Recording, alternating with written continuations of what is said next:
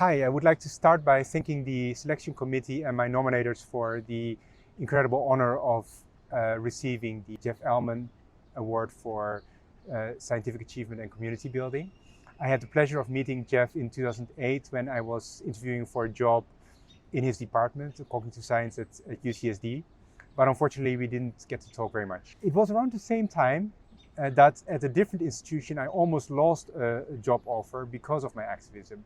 What happened was that I had already received a verbal offer and I was on my second visit and it went pretty well. I was back in my hotel and suddenly the chair called saying that they wanted to talk to me the next morning. That's pretty unusual.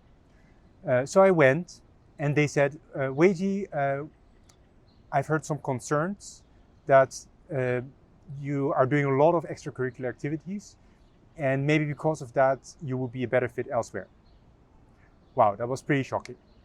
And what they meant was most likely that I had been very open about the work that I had been doing for the Rural China Education Foundation, this nonprofit that I had started to help promote student-centered teaching in rural China. Now, you could argue that that is very far away from my academic work, and maybe it's legitimate to think that this might be a distraction. But I also think that lots of academic scientists believe that you have to live and breathe science and be 100% dedicated to your research in order to be a good scientist. And where does that leave outreach and advocacy and activism? So I'm hoping to learn about that question with you, and what better place to start than in my own local community here, where over the years I've gotten to know many great scientists who also are very inspiring in terms of outreach, advocacy, and activism. So let's go talk to a couple of them. Hey, Heather. Hi. Would you mind telling me a bit how you got into outreach? Sure. So I got into outreach in grad school. One of my friends asked me to do a classroom visit with her. It was maybe a little bit of arm twisting the first time, but that was the last time she had to ask me to do it. After that, it was always volunteering. We were up at Columbia Medical School, and so being in a neighborhood where there were lots of opportunities to go into schools that were underserved and maybe didn't have the science education that we wished they had, and would bring the brains from the neuroanatomy class and just really have a lot of fun talking to the usually middle schoolers and elementary school students. In some cases, science can directly inform policy. And I'm a member of the Scientist Action and Advocacy Network, where we're trying to do that by partnering with nonprofit organizations working on social justice or environmental issues and trying to provide them with fact sheets, literature reviews, data visualizations, etc. And one of my colleagues in that organization is Ali Cohen. I'm Ali Cohen, and I'm a postdoc at NYU, and I'm a developmental cognitive neuroscientist. And broadly, I'm interested in how emotion and motivation influence learning and memory and the underlying neural mechanisms across age. We first started working with Raise the Age. At the time, the age of treating teenagers as adults in the court was 16. So the goal of the Raise the Age movement was to raise the age to 18 for criminal responsibility. And so we collated a bunch of scientific evidence to suggest that teenagers are different from adults and therefore they should be treated that way in the eyes of the law. We've since also done similar things for Miranda rights, trying to take a developmentally informed approach to how we read kids' Miranda rights and how the law approaches that. One form of science communication is to write about scientific topics for general audiences. And at NYU, like in many other places, we have this group called NeuWrite, where scientists come together with writers and journalists to workshop pieces for general audiences. And one of the pieces that we workshopped that way in recent years was very impressive. My name is Simone Sun. I am a graduate student at NYU at the Center for Neuroscience. That article was titled "Stop Using Phony Science to Justify Transphobia." And so it was an article that I felt needed to be written about what the science of sex really is. You know, there's a lot of anti-trans sentiment right now in the public sphere and within our political conversations. And very often there is this argument that's brought up that trans people are against science, as if, like our existence is non-biological because of the way we choose and need to express our gender and or sex. And so I felt like there needed to be an article sort of providing the actual research that underlies things like sexual traits and sexual dimorphism. I got involved with the Dana Foundation and their Brain Bee, and we had an event to bring in high schoolers that were going to participate in the Brain Bee and teach them a little bit more about what they would be competing about, but also what it was really like to be in a lab. So going beyond the Brain Facts book. And that really gave me an opportunity to see what it was like to organize at a higher level, to interact with people that I still have relationships with today at the Dana Foundation through Brain Awareness Week events, and to really create an amazing network of people. And it became clear that it was maybe something that I like to do beyond the lab and invest more time in. Some of my favorite time is actually with the Bio Bus, which is basically the Magic School Bus. It is a bus that has been converted into a mobile lab. We have parked on 125th Street, sort of in the heart of Harlem, for the past number of years. Actually, missing it for 2 years in a row for COVID has been really sad. But those opportunities where people are just strolling down the street, going to the Dunkin' Donuts to get coffee in the morning, and they see brains on the street and we're able to interact with them. So this is our bench card that we created for judges, just as sort of a checklist for them to have with them to stop and think when they're interacting with youth, like, how is this child different than an adult that I might be used to interacting with? And what should I think about as I'm interacting with the defendant that's in front of me? And then we've also created these infographics. So there's one common piece to the infographics, which has sort of a summary of the science, with the main takeaways being teens are not small adults by any behavioral or neural measures. Context is critical when assessing how teenagers behave and how their brain responds to different situations that they're in. And that also adolescence, or this transitional phase of development, is really this time of unique vulnerability and opportunity where we can try and sort of set people up to have the best possible experiences and to ultimately become like a healthy, contributing member of society. A member of Congress tweeted about your piece. Yes, Ted Lieu. And I thought that was, that was really nice. But the scenario in which it has been needed is, also very scary. So like, while I am enjoying this new publicity, it makes me even more of a target. What is hard about doing this kind of outreach?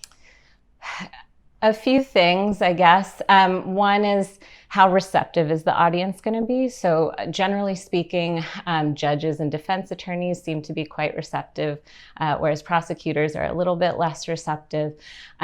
So you sort of have to, in any science communication, you have to really think about your audience, as you know. And so when you're thinking about potentially having an adversarial audience, that adds another layer of complexity in terms of building the arguments that you're making and making everything not only accessible, but also as compelling as possible to different people who might have wildly different viewpoints. These are opportunities to use our background as scientists and to do something meaningful and to give back to society. You must be getting a lot of faculty participating. Yeah, that would be lovely, but it's definitely not true that faculty are getting involved as much as I would like. As a student or as a postdoc, you're still building your own career, but tenured faculty, they really don't have an excuse, right? So in these SCAN meetings, it must be full of tenured faculty participating, right? Not really. So faculty don't participate a lot themselves in outreach, advocacy, and activism. But do they at least support their trainees? My advisor was supportive. I've been really fortunate to have very supportive advisors throughout my graduate school and postdoc journeys. I know Others that I have worked with have not been so fortunate. And when I've talked to people who have encountered resistance from their advisors or others to do this work, I try to help them pitch the various skills that they'll be getting in that way to hopefully try and change someone's mind, maybe with mixed success. It's often seen by heads of departments as something that should be put on the back burner until someone has time to do it. And, time is very precious. Why would it be that faculty don't participate a lot in community building and outreach, and in some cases don't even support their trainees? Perhaps the answer is simple. Tenure. If, someone is on the tenure clock, this is not going to be something that's prioritized for them. So it might be something that has to fall to the wayside, even if it's something that they feel really passionately about. Is that a fault of the professors? No, they have to do what they have to do in order to succeed, right?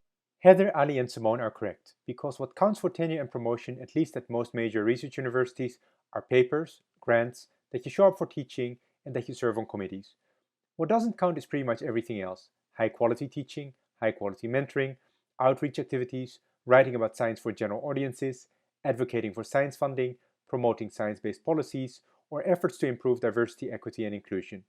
In other words, community building or serving the public. You can be an extremely successful academic scientist without doing any community building. And is that really what we want? I'm not saying that these things are not appreciated. And in fact, I've been very lucky with colleagues who truly care. But there's a difference between a form of work being tolerated or informally appreciated and a formal recognition that that work is crucial to the overall academic mission. We've talked about expectations for academic scientists, but expectations follow values. So what does it say about the values of academic science that outreach, advocacy, and activism do not get formally recognized? Could it be that we think of a real scientist as somebody who is singularly research-focused, apolitical, and a pure professional? When the department chair, whom I mentioned in the beginning, tried to dissuade me from accepting their job offer, I was pretty upset, and I expressed that. I said that there is no reason to believe that my activism in my free time would compromise my science. And they backed off, and things were fine after that. But this emphasizes to me that scientists, especially junior scientists, constantly have to fight this battle of showing that they are legit scientists, even though they also are interested in reaching broader audiences or turning science into policy. I am 100% research dedicated, and then I put the 10 whatever other percent of my personal life into these things. It would be nice if there were more of a balance, but I think that you prioritize the things that are important to you. I wasn't necessarily directly told that it was too political, but it was certainly something that was outside of the realm of what I would be expected to do as a graduate student. This isn't sort of directly related to my research. The only reason it's related to me is because of my identity, because I am trans, and I also happen to be in science. I've always struggled to find the balance between being a scientist and being an activist. I actually never felt that I was 100% a scientist. And when I was a postdoc, I wrote this essay about how I'd rather be an just okay scientist who still does a lot of activism on the side than the most celebrated scientist in the world, but to have to give this activism up. Where do we go from here? We have to both balance the expectations and rethink our values. Let's start with the expectations. Awards for community building, such as the Elman Prize, are fantastic but can only go so far. Not everyone who deserves an award can win one. Awards are unlikely to fully make up for skewed expectations at the university level. To support balanced expectations, we could create staff positions or offer faculty teaching relief for community building and science-based outreach. We could offer additional funding to PhD students and postdocs who are active in these areas. But perhaps most importantly, we could make community building and science-based outreach an integral part of tenure and promotion review, perhaps by introducing a broader impacts category similar to that section in NSF grants. Perhaps it's just a matter of figuring out how to balance all of those things, that not everyone has to do every single component of teaching and grantsmanship and outreach and advocacy and writing and every single thing, but I think everyone can do some of those. And so valuing the people who do outreach and advocacy for what it brings to our scientific community is really important. There's precedent for what Heather is suggesting. For example, at Ulster University, in order to get promoted, you have to exceed the expectations of your current position in at least 2 of 3 areas: teaching, research and impact, and civic and institutional contribution. This third category includes activities related to outreach and community building. Rethinking our values is going to be the harder part. I think academics should care about outreach because it is the public who are funding the work that we're doing, and they deserve to know what we're doing. But it's also really important that we have their trust and their understanding. And I think COVID has really shown us that if the scientists aren't the ones who are engaging the public in sharing the work that we're doing and what it means to be a scientist, what the scientific process is like, what we're learning in our labs, then we're going to be behind the 8 ball and we're going to be the ones who are catching up to the narrative. So I think it's really important that we are the ones who are talking about our own work. It's one thing to sort of put a sentence at the end of your discussion about what the relevance of your science is for policy or for some kind of greater good. And it's another thing to sort of make sure that these ideas get out there and permeate society, and to try and take, well-established bodies of research that people have been conducting for decades and summarize this to audiences that can then in turn use that information in order to enact new policies or procedures. But I do think that these efforts are really synergistic because you're challenged to think in a totally different way about the science and about what the applications of the science are, and to sort of extend yourself a bit beyond your comfort zone. And I think that these different ways of thinking can help inform the way you approach your research and the way you approach writing and talking about your research with other people. If we just reframe the way we think about what the function of science communication and outreach is as a scientist, hopefully then it would be more appreciated moving forward. It's more so that, the institutions that have been built up around academia, who is allowed to do scientific research, what kind of scientific questions are being asked, who gets funding, who is supported in their journey, their career or their academic journey. Academia isn't built to sort of deal with the political relevance of science. It's something that's often left to the side. You do have to do primary research in order to have a career as an academic scientist. And so if you don't do that, then you're not actively engaging in academia, even though what I am doing is very relevant and important for science. So I think it's up to us to really come together and fix this, I have many people to thank. First, my mom, who was my first role model as an activist. Of my mentors, 2 were particularly supportive of my extracurricular activities: Erik Verlinde, one of my PhD advisors, and Alex Pouget, one of my postdoc advisors. I would like to thank Christina Alberini for starting Growing Up in Science with me, many generations of lab members for making me a better scientist and a better mentor. Of my students, special thanks to Will, Jen, and Jonathan for being my partners in crime in a lot of activism and outreach. Janneke, Yael, Will, Dale, and Ronald, thank you for your friendship and for speaking in this symposium. Ronald also for organizing. Heather, Ali, and Simone for being the stars of my talk today. Of course, the Cognitive Science Society and the Elman Prize Selection Committee. And finally, Todd Korekis, who did all the camera work and who taught me how to edit videos. And now I'd love to hear your thoughts and questions and discuss what we can do together. Thank you.